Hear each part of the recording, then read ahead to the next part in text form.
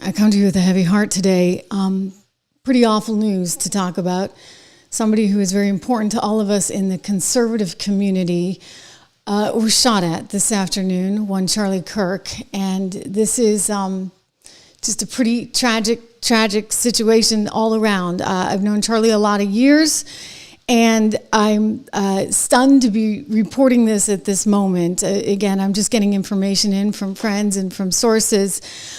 And it is my understanding that he is in critical condition right now. He is in surgery. And we are all saying a prayer. We are all saying a prayer at this moment in time. I had a very different show planned for all of you today, but as this news came in, obviously this took precedent. Charlie Kirk is, as I understand, in critical condition at this moment, and we believe he is in surgery, and our hope is that he's going to make it. And you know what? He's going to make it big, and he's going to be bigger and better than ever. Because the world has reached a tipping point when, you're going after a kid. I mean, he's 31 years old who's just built a tremendous following because you know what? He speaks the truth. He speaks the truth, and he's innovative and thoughtful and well-educated and well-read. Actually, he's probably not as well-educated as some of these college elites he goes to speak with. But boy, he can debate anyone right out of town, okay? He's talented, he's terrific. It's one of the reasons why when I first saw Charlie Kirk on the scene, I mean, we're going back a ways because I used to put him on my Fox show. I was like, wow, this kid has talent. I mean, he is fantastic. And before you knew it, we had him twice a week on the air, and every time he just knocked it out of the park because he thinks about things in kind of a different way, in a way that is a very realistic way, but he's got the gravitas, and he's got the ability to do this like no one, like absolutely no one. So we are all saying a prayer at this moment in time, all saying a prayer for Charlie Kirk. He was shot, just to go through some of the rundown here with you. He was shot at Utah Valley University at an event. It was like a Comeback America tour that he had there. He apparently was shot, according to the university, by somebody who was about 200 feet away. We've heard from eyewitnesses that they don't believe that actually was to be the case, that perhaps that there wasn't anybody quite, that could have been 200 yards away. I've also heard that there were no metal detectors or real security guards in place. This is a picture of Charlie with his beautiful young wife, Erica, and their two little kids. And I just have to say, again, it was a very different show that I was coming on the air with, and we had some other things we're going to talk about. We'll still talk about them because I know Charlie would want that. But I'm just going to tell you, the world has reached a point of no return when you're shooting at presidential candidates, as we saw with Donald Trump, or you're shooting at a young guy who's just trying to make a difference in this world. Okay? And let me tell you, young people love him. Love him. Love him. I mean, it's one thing for me to tell my kids something, right? I'm mom. But they'll follow Charlie. And everyone, I live, by the way, in the Northeast, so it's like liberal city here. But I got to tell you, you got a population of young people that don't want anything to do with it. And I think it's in part because of the dynamic of Charlie Kirk and what he's been able to create. And they love him, and they love the debates, right? Because Charlie will just take anyone down any day of the week in a debate. And this is what I saw however many years ago. I mean, we're going back to, I started at Fox around 2015, 2016 maybe was around the time I think that we started putting Charlie on. And I can just remember being like, wow, what a fresh take. This is innovative. This is new. He's thinking about it in ways that need to be thought of. Every single issue, you could throw anything at him. And he was like a savant. He is a savant, I should say, because again, just to confirm, Charlie is in critical condition right now. Apparently, he was whisked away by security. It is believed that he was shot in the neck. Some of the video out there is really disturbing. Sources are close to him, I understand, are very, obviously, very, very, very, very worried. Let me go to what the FBI is saying. Quote, "We are closely monitoring reports on the tragic shooting involving Charlie Kirk at Utah Valley University. Our thoughts are with Charlie. They were with his loved ones and everyone affected. Agents will be on the scene quickly, and the FBI stands in full support of the ongoing response and investigation." So again, I was already pretty upset because we were covering the Ukrainian young woman today. That was the plan for today's show, and the media bias. And I was actually looking at a soundbite of Charlie Kirk. I'll show it to you, that I was going to play, and I was editing it right before I got this news. Like it happened. Here I am editing the soundbite. And, I get a call and I'm getting texts in from friends and Charlie's been shot. So I just started crying, right out, sobbing on the set, just crying. And, all the eye makeup was down. And, I'm just like, this is crazy, guys. This is crazy. He does not deserve this, okay? He does not deserve this. And I'm going to tell you something. If he emerges from this and say a prayer right now with me that Charlie's going to be okay. I'm telling you, he will be a living legend. He very well may be the next president of the United States. If he's old enough. I think he's only 31 years old right now.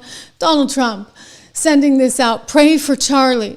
We must all pray for Charlie Kirk, who has been shot. A great guy from top to bottom, it's true.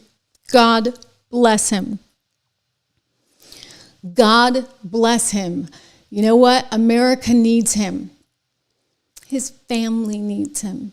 His wife needs him. His 2 little kids need him, which is why I got a real problem with the idiots over on MSNBC, etc., that just want to go off with their horrible commentary, they somehow it's his fault. This is somehow his fault. This reminds me of The View, right? Trying to suggest it's Donald Trump's fault when he gets hit by a sniper attack. I mean, this was one shot, guys, one shot that somebody fired at Charlie Kirk, who is an inspiration to so many young people around this country and around the world. But yet, this is what they're saying on MSNBC. In which a shooting like this happens. Yeah, and again, I emphasize what you just emphasized. We don't know the full details of this. That we don't know if this was a supporter shooting their gun off in celebration, or so we have no idea about. A supporter shooting a gun off in celebration. So as the initial headlines crossed, the first thing was that shots had been fired in Utah at a Charlie Kirk event.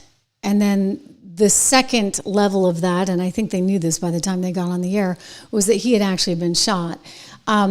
Look, it's just a tragedy all around. I want to go to Jason Chaffetz, great guy, great guy, former politician, of course, now turned television commentator on Fox, who was also a very frequent guest on my program there on Fox. He was there in the crowd at this event with Charlie. So he is an eyewitness account. And I can tell you, he, like me, is about ready to break down in tears. He's talking to Fox. Let's listen in. Now we're in prayer, praying that some miracle will happen and that Charlie and his family somehow, some way will be okay. Yeah, we share in those prayers, Jason. From your vantage point, what were you able to see? There are videos circulating on social media, and many people have been able to see what looks like horrific details of exactly what went down. From your vantage point, what were you able to see, and how did you know or have some suspicion about the condition of Charlie? Because he immediately fell back. And he immediately, he kind of went like this and immediately fell backwards. The proximity to that gunshot. And look, I've been around a lot of guns. Not as many as some others, but probably more than your average person. and just one shot. But it seemed to me, and again, I was there, and the university's putting out something that says to the contrary. I don't think those buildings are 200 yards away. I think they're even closer than that. Most of those windows don't even open. So again, I'm not trying to create some sort of conspiracy here. I can just tell you that from my vantage point, hearing what I heard, and the acoustics are different, right? In an arena that has a lot of cement around it, it seemed to me like the shot was a lot closer than that. It just seemed like maybe it was a long distance, it could have been a higher caliber, rifle from a further distance, but the time span between the shot and Charlie going down was just almost instantaneous. And then everybody started scattering. There was a bit of panic, as you might imagine. And I left to, go check on my family, and they were immediately tending to Charlie. Were you able to see, Jason, how quickly they were capable of getting Charlie out of the scene, perhaps on his way to the hospital? How quickly did he receive medical attention? It seemed like it was very quick given the circumstances. But remember, he's under an awning. If you go under the awning, back where he came from, it looks like that's where his vehicle came in so he could walk in.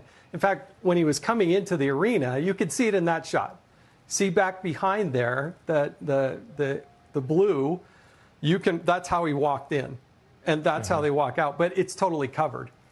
The crowd was such that there were people that were gathered above Charlie, and the police had moved them back to the sides. But this is probably 95% student age, younger than 30 years old. There were some people in the community like me that were there because it was Charlie Kirk and it was Turning Point. We wanted to see it. But mostly it was college age people that were there. The beauty of what Charlie does is he lets anybody, no matter where you are in the political spectrum, come up, let's have a discussion. There's nothing more American than that. And so to have this happen, I'm still in shock that we're having this discussion. Well, I am as well, Jason. It is, sad and poetic illustration that Charlie's standing under an awning that reads, "Prove me wrong." Yeah. So, look, there's a lot of moving parts right now. I'm getting some information in from people who are close to him that say he's in very, very grave condition, and they do not know if Charlie Kirk is going to make it. Meanwhile, the President of the United States, as we saw, saying, "Pray for Charlie." He told the New York Post, and I quote here, "He's not doing well. Yes, it looks very bad." What the heck is wrong with people? Okay, what's wrong with people? When you want to take somebody out because of their opinion, and we don't know if apparently I'm seeing conflicting headlines. Some people are saying the shooter's in custody. We saw some video online of a gentleman, an older gentleman, who looked like he was being arrested for this, but then it was said that this wasn't the guy. So we don't entirely know that. That's one of the moving parts at this moment in time. But the big moving part is the condition of this wonderful, wonderful, wonderful young man who has so much opportunity in front of him, who has done wonders to help make conservatism cool.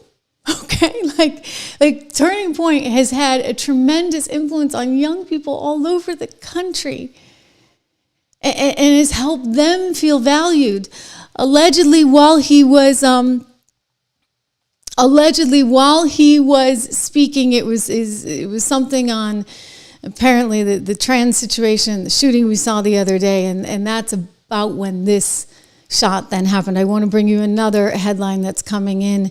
It is believed, according to the Associated Press, that a person has been taken into custody again. So this news just coming to us, they believe that they have the person responsible for the shooting. But wow, I mean, we don't know if he's going to make it. We don't know if he's going to make it. And I got to tell you, the media has a certain amount of responsibility for all this division that they've been sowing day in and day out. Okay, this is all we've been hearing. Think about what they said last night.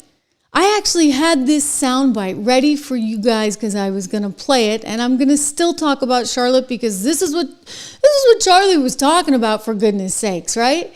That, I'm sorry, like, you turn the tables. If this had been a different situation, right? If it had been a black woman that had been attacked by a white man, like, you don't think that the world would go crazy? Like, let's be honest, the media buried this. They buried this poor Ukrainian refugee. I mean, end wokeness out with 0 stories on AP, 0 PBS. I mean, they eventually had to change it. And wait till you see what they changed it to, right? They changed it to all kinds of headlines like, oh, somehow, they're gaslighting us like you wouldn't believe. North Carolina ignites a firestorm on the right, for goodness sakes. New York Times. I mean, they're mad at us. They think that, like, somehow the MAGA's creating this, storm. This is a political storm, and that we're trying to use this. I mean, this is bad. So anyway, what happened last night? It seems that CNN decided to literally target Charlie Kirk. I want to play this for you. Want to be there. Yeah, and it's about difficult forcing them to be there. When you are mentally ill, you have a hard time knowing that you are mentally ill. But also, I mean, people like Charlie Kirk, they've been looking for opportunities to make this some sort of like reciprocal George Floyd situation.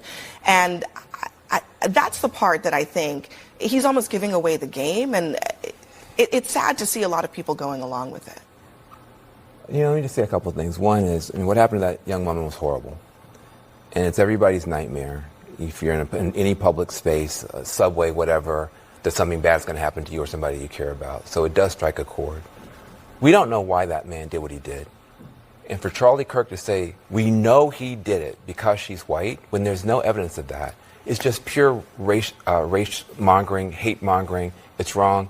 Then he says that if something like that had happened the other way, there would be sweeping changes imposed on society. Where is the George Floyd Policing Act? It didn't pass. Even when you had a white police officer murder a black man on live television, the whole world saw, there were no sweeping changes. In fact, not one law was passed at the federal level. So I think that's an important thing to point out. The other thing is, you mentioned the thing about cashless bail. I think this is a big challenge that we have. Okay, I want to play for you. This is the soundbite I was looking at as I got the news that Charlie had just been shot. This is the soundbite where he was coming back at CNN. I guess this is from this morning's show. Unbelievable, okay? And he's totally right. I mean, they try to make somebody into a monster because what? He's smart. He's articulate. He's tall. He's handsome. He has a lot of people that like him, and so therefore he must be a monster because, let me tell you, if he was on the left, they'd be running him for president. Believe me, before they possibly could, but they don't like him because they don't like his politics and because he's a threat, because he makes too darn much sense. Watch. No one mentioned the word race, white, black, or anything except him. Okay, so there's a lot there. First of all, when Keith Ellison, the Attorney General of Minnesota, was asked repeatedly by the media, was there racial animus involved in Derek Chauvin's actions against George Floyd? He said no, and they dodged the question. Do you know that there is no evidence that Derek Chauvin acted racially? If you think Derek Chauvin acted racially, then you're a racist and parting racial type fantasies and mythologies into a situation of which it does not exist. And by the way, just if you're taking notes, Media Matters, George Floyd overdosed, okay? You can write that down, take it to the bank. In fact, we have Ben Shapiro coming up next segment, of which I'm going to have him remind us of all the facts. Anyway, that's not what this is even about. Here is the tweet that I sent out. Quote, if a random white person simply walked up to and stabbed a nice law-abiding black person for no reason, it would be an apocalyptically huge national story used to impose national sweeping political changes on the whole country. Of course this is true. Everybody knows this is true. Our media thirsts for stories like this. I want you to imagine. Of course it's true, right? I mean, he's stating the obvious. And they can't handle the obvious because they want to make it all about something else. I mean, he's exposing the liberal media bias. And look, there's tons of it. Like we said, I mean, take a look at this. There were zero stories, unbelievable on this. You know, the woman had been attacked. And this video finally got into the hands of some conservatives. And we reported on it. But do you think anybody else did? No. So this guy, he'd been in and out of jail his whole adult life. You've seen the video. I mean, for goodness sakes, what I'm blown away by was the fact that nobody got up to help this young woman.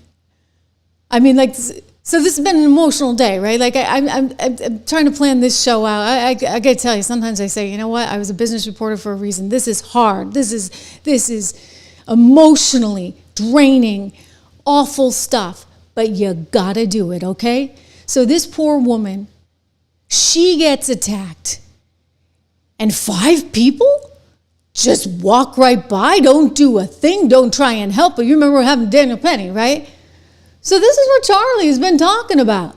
And they go after him for this. But you know what? He was right. Ukrainian refugee killed in North Carolina gets dragged into political fight. These people, they want to make it about one thing, right? And one thing only. Because this is all that matters to them, the big political fight. I bet you Whoopi's going to try and convince us that somehow Charlie had this one coming. I mean, it's sick. J.D. Vance, ladies and gentlemen, said, say a prayer for Charlie Kirk, a genuinely good guy and a young father. Shots fired, Mike Lee writes, at a Charlie Kirk event at Utah Valley University. Good time to pray. One would think, yes, a very, very good time to pray. John Solomon is calling this an assassination, which, if it's one shot, for goodness sakes, we don't know that, again, I want to reiterate that at this point in time, there are a lot of rumors, and including rumors from John Solomon. And I want to be very cautious and very careful with this right now, because we hope to God that that is not the case, because Charlie has a lot more work to do. I'm telling you, a lot more work to do, and a lot of people, a lot of young people that are looking to him, including his family, okay? Including his family, that need his help and attention. Let me share with you what John Solomon is saying. Okay.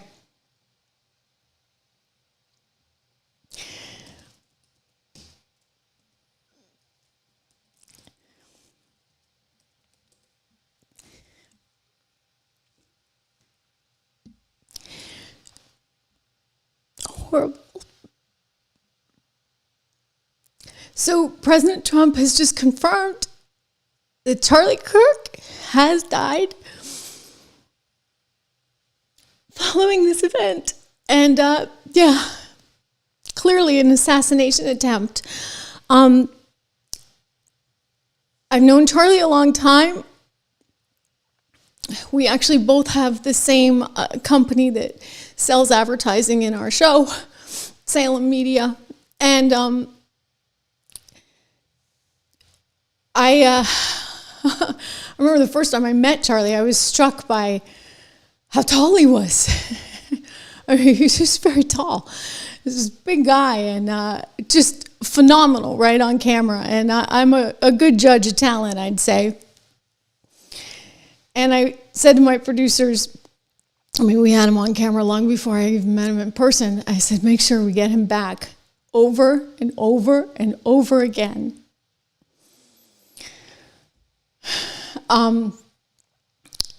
the President of the United States confirming that Charlie Kirk is now dead. It is believed that this may have been an assassination attempt. I mean, somebody wanted him dead. As we understand this was one bullet, one shot that was fired. And the president writes that Charlie Kirk is no longer with us. Let me share with you his post. He writes, "The great and even legendary Charlie Kirk is dead.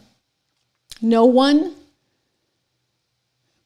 had the heart of the youth in the United States of America better than Charlie. He was loved and he was admired by all, especially me. And now he is no longer with us. Melania and my sympathies go out to his beautiful wife, Eric, and his family. Charlie, we love you."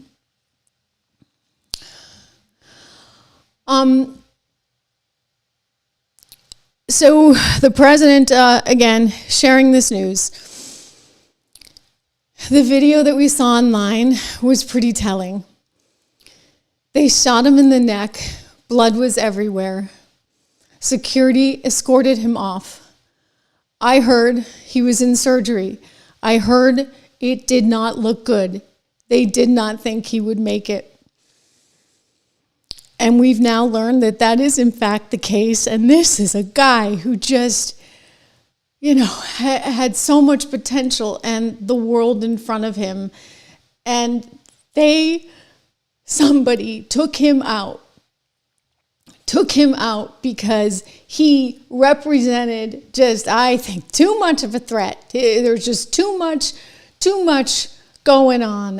Let me share with you some sound from the network where Charlie's show was actually broadcast every day. I'm sick over this. This is all.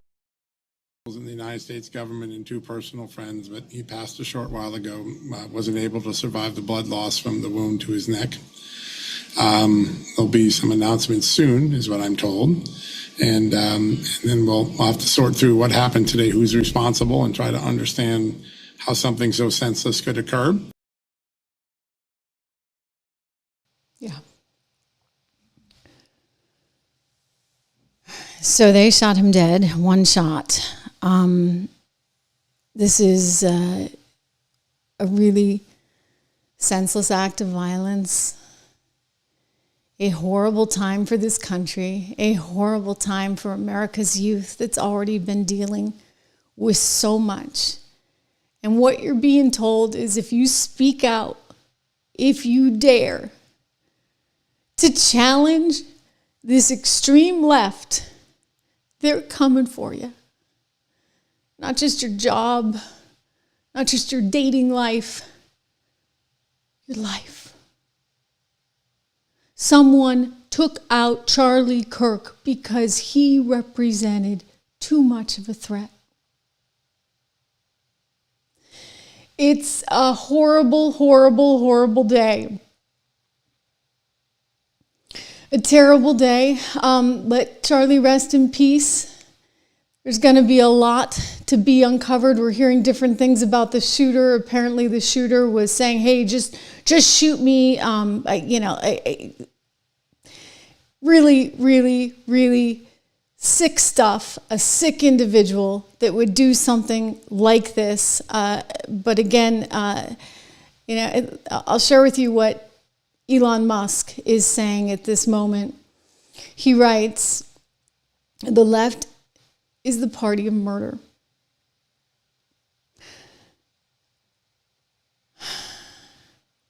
Certainly feels that way, right?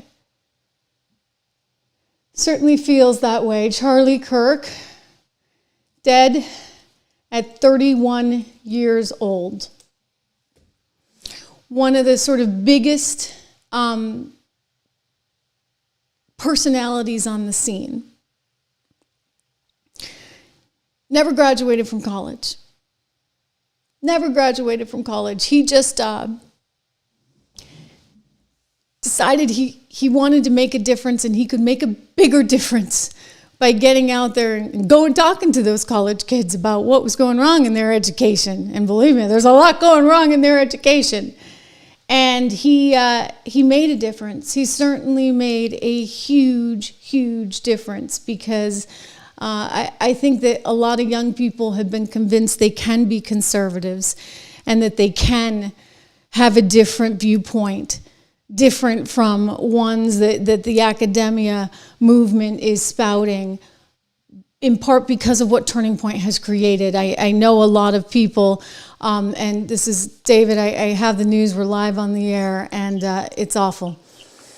Do you want to add anything? Yes, we've got it. We're live right now. Charlie Kirk dead at 31 years old, just a tremendous force in the conservative movement. The president expressing his condolences. Thank you. And continue bringing info as it comes in. Look, we got a whole team on this one.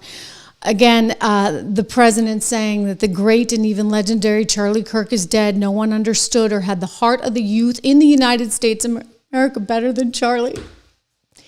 You know, I told you guys earlier, I have a lot of strong viewpoints, but I'm mom to my kids.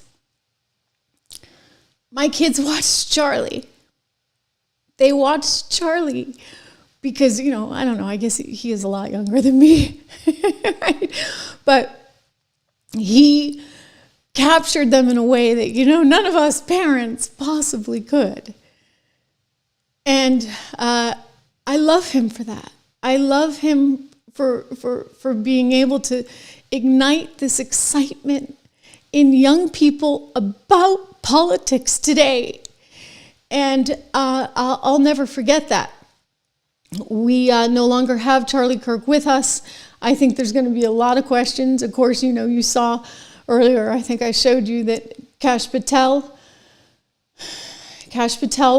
writing that the FBI was all over this. They're going to continue to get information.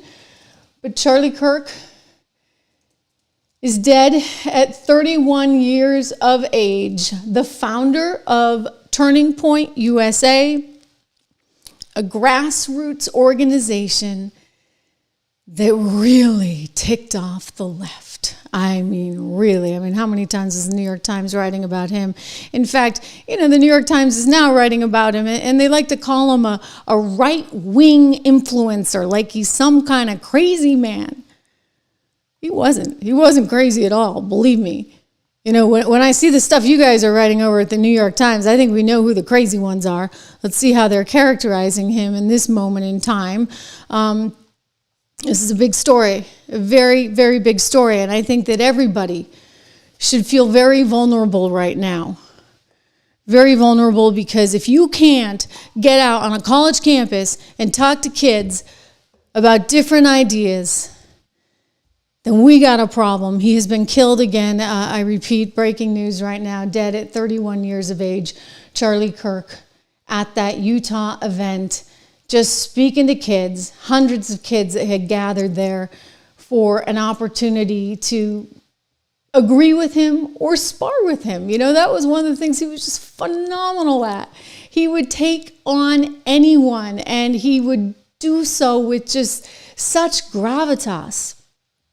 It was incredible to watch him. He was speaking in front of a large crowd, and, you know, I guess there wasn't a ton of security there. Perhaps they didn't realize how vulnerable he really was. Andrew Colvett, who is Kirk's spokesperson, is reporting this. Indeed, it's confirmed he's dead. The president has said this as well. Speaker Mike Johnson weighing in on this. Representative Lauren Boebert of Colorado asked for someone to lead a prayer out loud there on the House. Several Democrats objected. Democrats are objecting to having a prayer for Charlie Kirk. Anna Paulina Luna began shouting angrily at the other side when she heard that the Democrats were objecting. And they were objecting because they said, other shooters hadn't been given the same treatment. So of course they have to turn this into something. Can you guys not just give a simple prayer for someone? You know what? We are praying right now. We're praying because we no longer have him here. And that's a big void. It's a big void for the conservative movement and for youth in America that looked to Charlie Kirk. He's like a savant, okay? Like, I'll just tell you, like, you could ask him about anything. Like, he was like a walking, talking history book.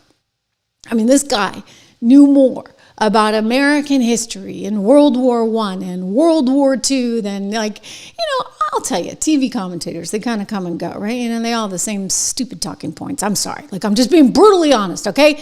They have their little talking points often sent to them by their political party, and they say X, Y, and Z. Charlie took it so much further, like to infinity and beyond. And I loved his show because, he really had the freedom to speak more extemporaneously than when you're in a little, 3-minute box on Fox News, for example, or Fox Business in my case. But he just knew so much about so many different things. And that's a rarity, I find, especially among the political class, dare I say, okay? So they tend to have their little talking points, and that's about as far as they go. Charlie could always take it further. I saw something recently where he just took down a professor of World War II. This guy was a World War II professor, and he just didn't know basic things about World War II, and it was one of these things that he does, and it's like a sport. Like, you'd watch these things, and it was sort of it literally, debate would become a sport because he was so good at it. And he at 18 went to, I think, a college in Illinois, I believe, which is where he was from, outside Chicago. And he went to college, and he wound up leaving because he wanted to pursue more of a political career, and he wanted to pursue a career where he could really help, I think, change people's minds. And in fact, that is exactly what he did. So Charlie Kirk, no longer with us. It is a tragic day for America, a tragic day for American youth that loved him. Right, that loved him on YouTube and loved him on Twitter and loved him on TikTok and all of these platforms. Charlie was everywhere. I saw something with Laura Ingraham the other day. She said her kids watch Charlie, and I'm like, my kids watch Charlie too. My kids watch Charlie too. I am absolutely brokenhearted right now. It is a huge loss, I think, for all of us. And I think the thing is, you got to remember, and the way, his legacy lives on is if we really focus on the things that he cared about, which was freedom for everyone. His belief in a meritocracy was everything. And I realized the left wanted to paint him into this, that, and the other, right? The left always wants to, you're the boogeyman, you're the bad guy. God help you if you have a brain and you're a conservative, because then they're really after you. And we saw that as recently as last night. I mean, sadly, CNN was going after him as hard as they could because he dared to bring up the obvious, right? Which is that, I'm sorry, there was a racial component to the fact that the media was not covering what happened in Charlotte. Like, how else do you want to frame that? Because if the tables were turned, it would be very, very, very different. And we know what happened after George Floyd, okay? This is not like rocket science, all right? Like, he was stating the obvious, but they didn't want to accept it, which is why all their headlines were a bunch of garbage. They didn't have, the headlines are garbage, right? Again, the New York Times, let me put this one up for you, trying to gaslight us. Charlie's the crazy one. You're the crazy one if you think for 2 seconds that this had any, the media's not covering this because of racial reasons. And that really just disgusts me. Let me show you right here. North Carolina. ignites a firestorm on the right. Because somehow, I mean, this is terrible. This is the way they're framing this. Instead of talking about how bad Democrat politics, I mean, like, can they not just admit it? This is Shirley. He's like, look, guys, you need a little law and order. Maybe you shouldn't be letting people out. Maybe you should not have a judge, your magistrate there, who never passed the bar exam, who's just, allowing this, revolving door for people who have committed criminal acts to come in and out. I mean, that's not okay. It's not okay, and that has to change. And whether you're going to have, mental health institutions where you put people who have real problems, including the guy who did this forever, or you have jails, you got to find some way to deal with this. And this is bad policy that the Democrats have had. We learned today that there was somewhere around $3 million that this particular county had been given by an organization, a very liberal organization, with the desire to, basically make sure they could reform the prison system because they didn't want so many black people in prison. And because of this, they got all this money, and there was a definite goal. Here it is. Mecklenburg County was awarded somewhere around $3.3 million by the MacArthur Foundation because they wanted to find non-jail alternatives. So I can guarantee you that the woman who was the judge in this particular case was under a certain amount of political pressure, and she may have had her own ideology that thought, okay, well, it's not this guy's fault, it's not. I mean, think about the way that, and this is a big thing, we'll get into this tomorrow. I don't want to go too far off course because I think we're all in a state of mourning right now. But the New York Times, when they talked about this particular tragedy, they kept referring to a black man, and they capitalized black. And I was struck by that. Apparently, I'm like, oh, so what's the grammar rule on that one? I'll show you guys what they were writing.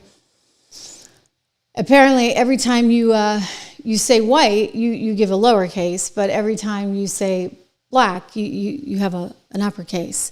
And so they were writing about how the MAGA movement was trying to make more of this, whatever. And so somebody in the MAGA movement is looking at this and saying, hey, wait a second. Well, why is it that you always capitalize black, but the white woman, apparently she doesn't deserve a capital? And the reason for this is because, well, since mid-2020, interesting, mid-2020, was that around the George Floyd time? They decided to start doing this, you see, because capitalizing black meant you were referring to people, an identity, an entire group, that it's not just a skin color, but it's an identity, it's a group. And I just got to say, like, you know what, I think that my Nigerian friends who immigrated here would say that they actually don't have a lot in common with people who grew up in Watts or, say, Harlem. And they actually feel distinctly different. Just like, I come from an Irish background, and we're kind of distinctly different than, say, a Polish background. But apparently we get a lowercase letter. We get the little w. We're not the big one. I mean, this is so stupid, okay? And this all started in 2020. This is all part of it. Like, let's get away from this. This is what Charlie was trying to do, get us away from this. For teaching young kids to take some responsibility in their education and in their lives, right? So that they were controlling their destinies for the future, that they had some say in things, that they were not the victims. Because who wants to be a victim? We got to move on from that mentality. But the left wants you to always believe you're a victim. You look at the crime rates, they've gone way up. Since Lyndon Johnson's, war on poverty and all of that, well, it didn't do a whole lot of good. I'm sorry to bring you this show today. I wish this, as we came on the air, I wish I had something different to say. But I want you to know, he will be remembered. He has a legacy that will never die and a movement that will never stop. Young people They know the truth. They know the truth now, in part because of him. You know the truth. I know the truth. And we're going to keep crusading every single day for that truth, no matter how scary it gets. I'm here for you. You're here for me. And we will continue this march forward together. I want to look at some of your comments because I know that this is hard on all of you guys too. It's been a rough week, I got to tell you.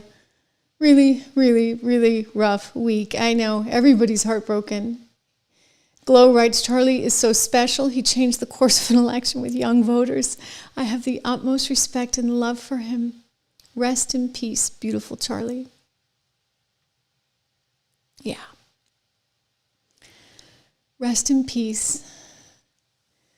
Let your children, I hope your children go on to just have a wonderful life and great memories of you.